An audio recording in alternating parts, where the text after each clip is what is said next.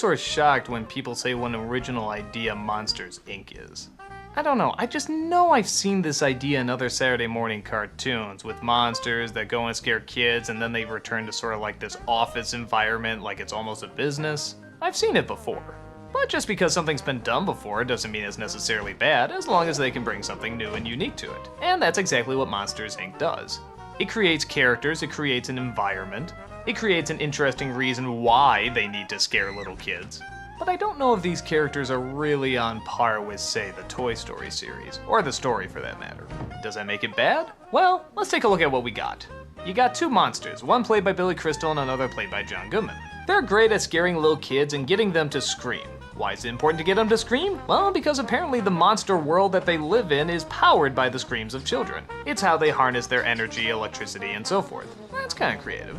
They're in competition with another monster played by Steve Buscemi, who's constantly trying to beat the record for the most scares, but is constantly broken by our two heroes. The catch though? They're convinced that kids are unbelievably contagious. They think that they spread disease and just touching them can destroy you for life. So it's probably not the best that a little girl has snuck into the monster world and is totally driving our two heroes crazy. The irony, of course, is that two grotesque monsters are absolutely terrified of a cute, innocent little girl. Things get even more crazy when the monsters actually start to like the little girl, but discover that she actually may be part of a giant conspiracy. There's a plot to use the children to fuel this giant machine that can suck the life out of them, or at least turn them white or something. I'm not really sure what it does, but apparently it makes even more energy, and I'm not really sure if it kills them or what, or even what it's doing, but ooh, it sounds evil. Yeah, okay, the evil plan in this movie is a little complicated, and honestly, even I could barely follow it. And unfortunately, that's not the film's only shortcoming. People may disagree with me, but while I think John Goodman's performance is fine, I really don't get into Billy Crystal.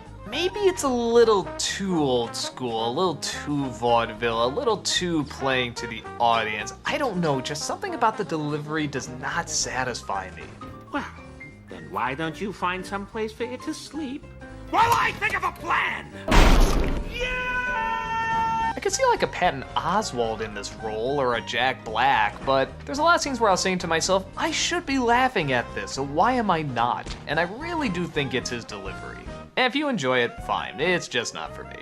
The villains are unbelievably weak too. I won't give away who they all are, but let's just say it's kind of friggin' obvious. And if you're gonna do a villain in a movie, make them good villains. I mean, the designs are kind of fun, but the characters are so bland and so forgettable. Why couldn't you make them funny too? Or if you're gonna make them evil, make them really evil. Make them diabolical. Go Frollo on our asses. Just really, really have fun with it. The plot, like I said, while a good setup, gets a little too complicated, I think even for kids to follow. I mean, they can get through it okay, but the specifics are kind of odd. And the hero's journeys aren't really that much either, at least again from the Billy Crystal standpoint. I don't really care how his relationship with his girlfriend goes, I don't really care how his connection with his job goes, I don't even really care how his relationship with his best friend goes. I don't know, I'm not sure if it's the character or the performance. I mean, I don't hate him, it just doesn't grab me in the least. But I'll tell you what does grab me. The setup, which is very creative, the climax, which is a ton of fun, and actually, I do like the relationship between John Goodman's character and the girl. And this is another area where you might disagree with me. People either seem to love this girl or hate her.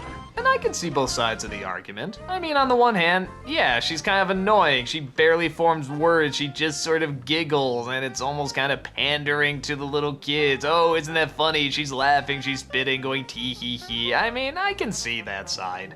But I do sort of like how the monsters are really, really freaked out by her and how they're just downright terrified. And I like how the relationship does actually build between the two of them.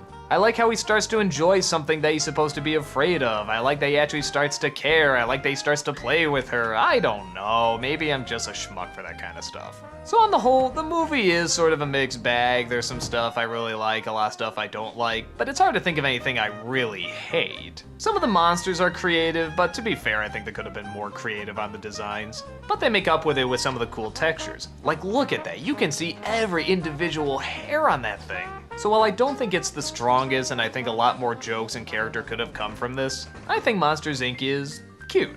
It's not the best, but you know what? For a brief little bit of entertainment and just something bright and colorful and has a little bit of a brain to it, I'd give it a pass. I'm glad I saw it, I just don't think I would see it again.